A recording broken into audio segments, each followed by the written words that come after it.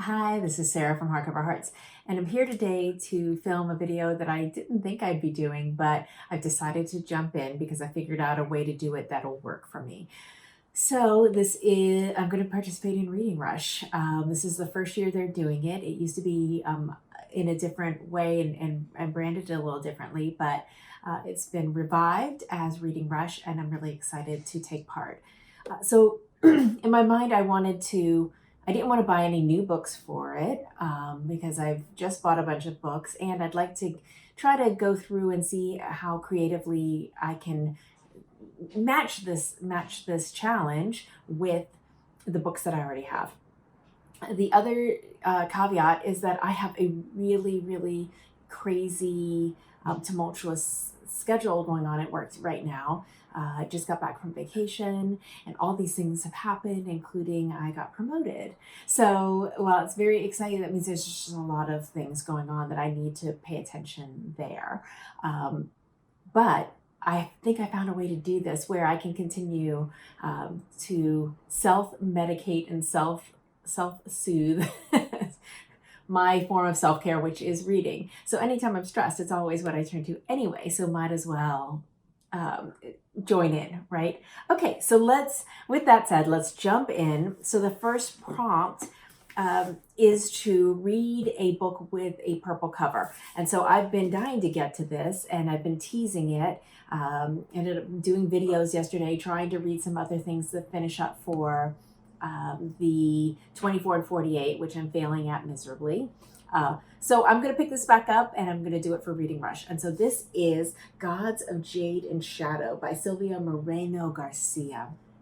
And what I love about her writing is she does really interesting things. I read her Signal to Noise book a couple years ago, which I just thought was fantastic. So I'm really looking forward, and look at all that gorgeous purple and symbols. So yay, get a reason to put this on the list. The next is read a book in the same spot. So I'm going to choose my lounger. So I've got a really nice recliner, kind of a craftsman style recliner that the footrest bumps up, and it's just so nice to read there. And now that the evenings are lighter, longer, I could see myself finishing this. So I picked a very short book. And this is, in essence, it's a tease. It's a part of a much bigger compilation, but I'm counting it. So let me know if you disagree with this. But I'm fascinated with The Great Fire of London. And so this is number 47 in the Penguin Little Black Classic Book Edition. And so this is Samuel Pepys. This is his diary. So really looking forward to jumping into this. This is really small, so I'll be able to obviously read it in not only the same spot, but probably one sitting. Next, book that I meant to read last year. So when the readers did a retreat, they came to San Francisco, and so I was really thrilled to meet Simon Savage and Thomas, and we did a book crawl, and we went to City Lights bookstore, which is world famous, and we spent a long time talking about this because her newest book, West, had just come out in the United States.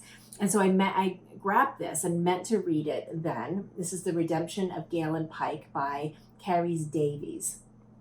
Short story collection. So excited to have the opportunity to rev that one up. Next is author's first work. So the only TV that I'm watching right now is Pose. And it is just giving me so much joy and such great nostalgia for the East Coast, New York City in the 80s. The soundtrack's fantastic. The heart of that story. I believe very strongly in fighting the AIDS crisis, and I've been involved in different facets of supporting and fundraising and the like for many years. And so the story, the AIDS story as it's unfolding through Pose is phenomenal. I just found a Kindle deal a few weeks ago for The House of Impossible Beauties by Joseph Cassara. And everything that I've read says that it's the queer ball scene in New York City in the 1980s and a perfect accompaniment to Pose. So I'm so excited. I'm actually thrilled to have a reason to start this one as well. Next up is a book with non-human character. So I'm going to stretch credulity here. I think this works. And I'm going to read a book that I've been meaning to read, which is Jhumpa Lahiri's The Clothing of Books. So books and book covers and the process of writing. So this is, I think this fits. So I'm going to do it. And I love Jhumpa Lahiri. Just received my package of Italian books that we bought. And this is the Italian short story collection with her signature in it that I was seriously worried that I wasn't going to get back here safely, but it did. So now I have it and I'll be dipping in and out of that. Anyway, Jhumpa Lahiri, reading this. That was prompt number 5. Prompt number 6 is a book with 5 or more words in the title. I have been holding on to this for a while. This is an episode in the life of a landscape painter by Ceasar, Aira.